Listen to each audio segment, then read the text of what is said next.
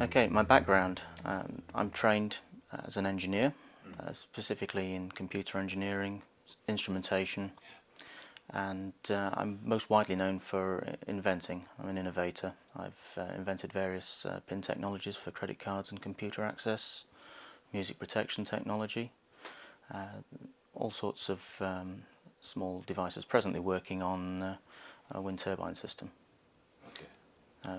Before that, I've worked as a designer for aircraft engines for Rolls-Royce, and even had a stint for a short while as a pilot with the Royal Air Force. My interest in UFOs started as a teenager, largely because of where I live, and there were periods of intense UFO activity. They were a puzzle. I needed to know what these things were. They weren't obviously aircraft I knew of. They didn't seem to be ours. They seemed quite magical and mysterious.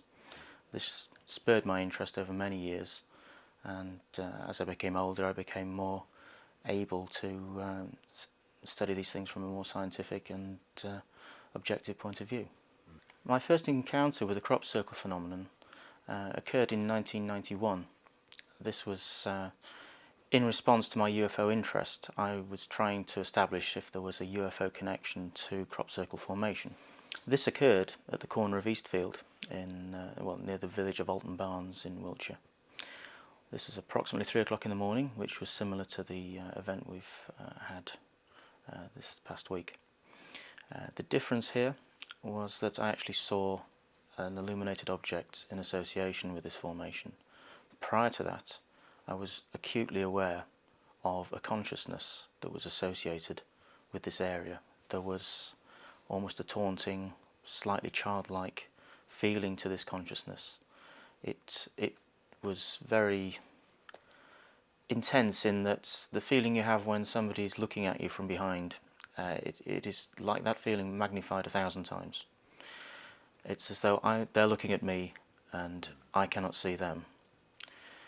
This came to a peak on the morning of the observation, and the entirety of what I saw at that point was a small, dimly illuminated disc, and this we're talking very, very dimly illuminated, so much so that it was only visible from the corner of the eye. As you focus on the centre, it faded away because the centre of the eye is not quite as sensitive as the peripheral vision. The small disc moved across the top of the corn quite leisurely. It then expanded out to approximately 20 feet. At that point, the corn shook. You could hear the corn actually rattling and shaking as it shook, and then in synchronization, it all fell. The total process time was approximately 3 seconds from the first expansion of the light to the falling of the corn. After the corn fell, the light retracted to a small dinner plate sized dull glow and moved across the top of the corn, just gliding away over towards the Pusey direction of the field.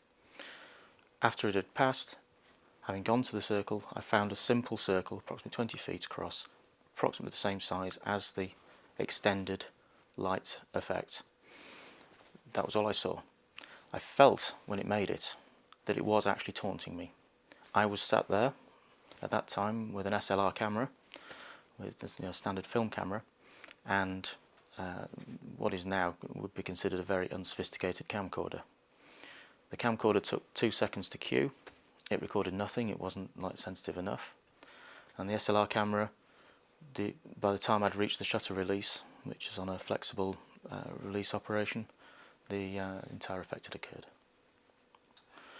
This led me to have a rematch as such, in that it occurred to me that the only way such a fast-acting effect could be recorded, as obviously, who will believe you? You are alone in a field in the middle of the night, in the dark, and you see something. With the best will in the world, you cannot really expect somebody to believe you purely on your own word. Unless you have physical evidence, who would believe it? Because it was so fast-acting, very unexpectedly so, I'd expected, when I went to the field, I expected to see large UFOs appearing out of the skies, flattening the corn as they go. None of this. A very fast-acting effect, and the dullest of lights under the most extremely dark lighting conditions. just before dawn. It seemed to me the only way to do it was to have continually running cameras. Hence I moved to experimenting with CCTV cameras, such as this one, the one we used in Eastfield. This is a 2/100th of a lux sensitivity monochrome infrared and visible light CCTV camera. Second only to an image intensifier, this is probably one of the most sensitive cameras you can actually obtain. These we had connected directly to a bank of VCR recording machines, which ran off a battery power supply, which provided a mains inversion, which provided the voltage to run the recorders. They ran all night, apart from 30 to 40 seconds, maybe 1 minute of tape change halfway through the night. In addition to this camera, because this would be the scattergun. This would be, you point these in all directions and hopefully something will happen within the field of view of one of them.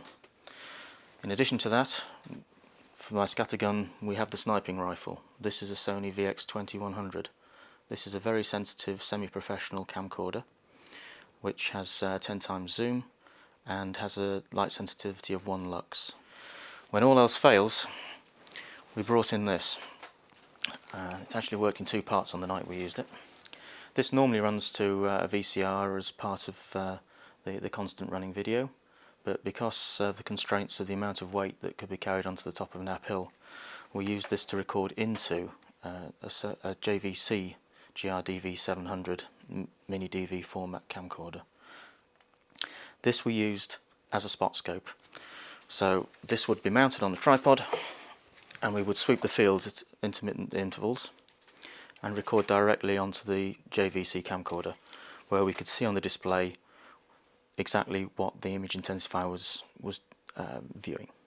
The idea being that if there is anybody in the field or there are any faint light effects that we can't see with the eye, we will pick them up by sweeping the fields. Similarly, any infrared or visible effects that are greater than a pinprick will actually be visible in some form on the scattergun of the CCTV camera. Each of the devices has limitations and advantages, so using a combination of the devices, the hope was to record the best available evidence of anything that's forming.